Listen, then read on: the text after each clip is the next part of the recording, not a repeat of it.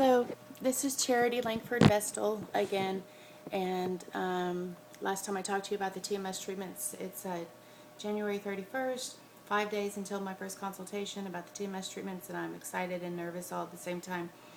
This time I want to talk to you about TMS as it relates to teens, and I've done some research through the European Congress of Psychiatry, and they did, I'm not going to go into too much detail, but they did a lot of research. Unfortunately, teenagers' brains for, I believe until, into their late 20s, 30s, their brains are still very placid, so the TMS treatments don't always work, and actually it's shown that it's made them regress and it gets worse. And not for every case, but for most of the cases. They were ages 15 through 12. There were 4 females, 7 males, and they did 3 weeks of TMS, and the outcome was not very good. So here's some suggestions that I have that I've been doing and applying in my life, and I wanted to urge you to go to Dr. Lardy's website, and that's LLARDI at the University of Kansas. He has a lot to say about depression and just exactly what to do when you're dealing with depression. He's not saying that meds are bad. They've saved a lot of lives, but he's also trying to get you to do the work in order to change kind of the brain chemistry. One thing he talks about is diet. The other is exercising. For adults, it's 30 minutes a day, 3 times a week. For kids, they should be getting exercise every day. Another thing that's really important is diet. Protein in the morning with a complex carbohydrate, that really helps. Not knocking off the Cokes, no more Cokes. Maybe if they drink something, you can make some different drinks that they like with mineral water and lime or lemon, and put a little stevia in there. Maybe put some ice in there and blend it. It makes it frothy. It tastes good. There's other things you can do with cherry juice and lime and mineral water, and put some ice in there and make it frothy. Put some stevia in there. There's some different options. And putting a bottle of water in their lunch. They should have a healthy breakfast, a healthy lunch. They should have a healthy dinner, and they should be getting exercise every day through gym, PE. If they have to walk home to school or take the bus and then walk a little bit. If you can do these things, if you're a parent that works and they have to be home by themselves, instead of being on the computer all day or being on the phone all day, try to find a friend that can maybe pick him up once or twice a week or something, and find a friend that he can walk home with to his house and maybe stay there for a little bit so that they can play. Social interaction is very important as well. The omegas. The omegas should be high quality omegas. I take the Nordic Naturals. There's a liquid form, the Ultimate Omega liquid form. It's very high in EPA and DHA. Dr. Lardy goes into specifics about how much EPA and DHA you should have in order to make a difference in the brain function and support mood. I'm going quickly through this because I don't want this video to be too long. Minerals. I want to add on minerals as well. When we drink a lot of Cokes or a lot of junk food, drink a lot of coffee, smoke, drink alcohol, whatever it is, it depletes our minerals, and we pee those out. And when we're depleted, there's a deficiency.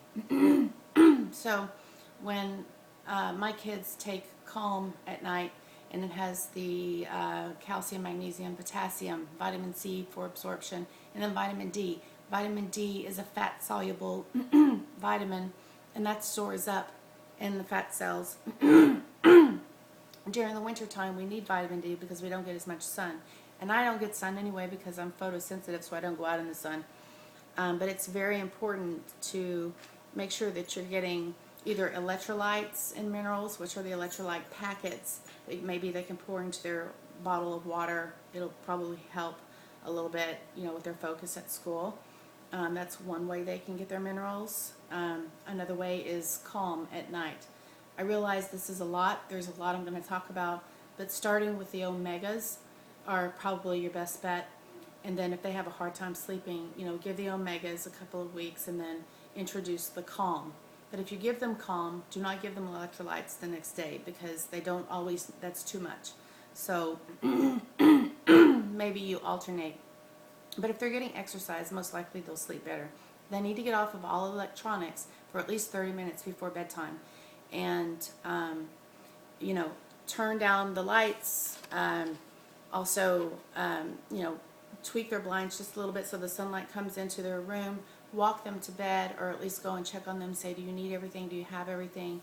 If they're sleeping with their TVs on, that's going to reduce the natural melatonin that we make to go to sleep. Sometimes I do give my kids melatonin. It is a natural hormone that we make, but you know, it's synthetic melatonin, so I don't do it all the time. And if they do have trouble sleeping, exercise is really going to help with that.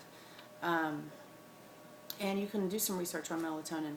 The other thing I want to say is that's really healthy for the environment is to engage with your kids. Say good morning. If you're not really a morning person, tell them you need to wake up first. The night before, tell them to get all of their stuff ready and put it by the door. Pick out their outfits so that you don't have to do so much talking. You know, another thing is ask them how their day went. You know, talk to them about their teachers and what they experienced that day. Engage in games. Have one night a week at least where you're doing something together. Watch inspirational movies, TED Talks. I watched 7 Days in Utopia with my kids. They loved it. I also watched Way of the Peaceful Warrior, about a mentor and a college student. It was great. You know, family therapy will give you some tools. I'm sharing my tools with you right now. Cooking dinner together once a week is really nice. And making sure they have some chores in the house so that they can contribute and feel a part of the family. They have to earn their privileges by showing us and proving to us that they deserve to go and have their privileges. It's really kind of logical. And we have to be aware as parents of our triggers. If we say something over and over and over again, we get a little agitated, right? So try not to do that. Say it once and then walk away. And if you really have something important to say, you know, be nice about it and say, I really have something important I need to talk to you about. We need to pause the movie or turn the TV off and say what you need to say. Keep it short and mean what you say. Say what you mean and mean what you say, and walk away. Unless there's, you know, they want to have conversation about it. But things don't need to be heavy. I just wrote a few things on a board, you know, for the chores. They're very easy. I'm not looking for perfection. I'm looking for cooperation and us helping each other.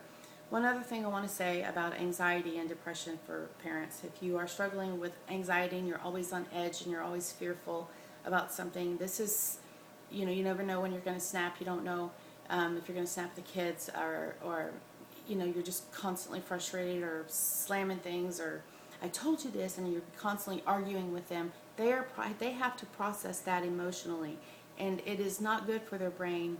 It is not good for them. It's not good for the environment. So you have to start responding differently. It does require some discipline. It doesn't happen overnight.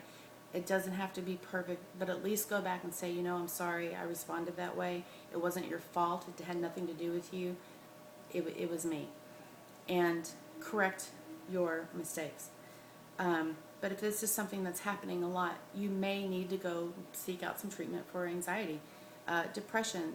There's clinical depression and there's situational depression. Situational depression doesn't last long. It's something that people can sort of get themselves out of and accept. Maybe they lost a pet, maybe they lost a loved one, but they somehow they get back into the stream of life without medication, or you know, they find a way to function again.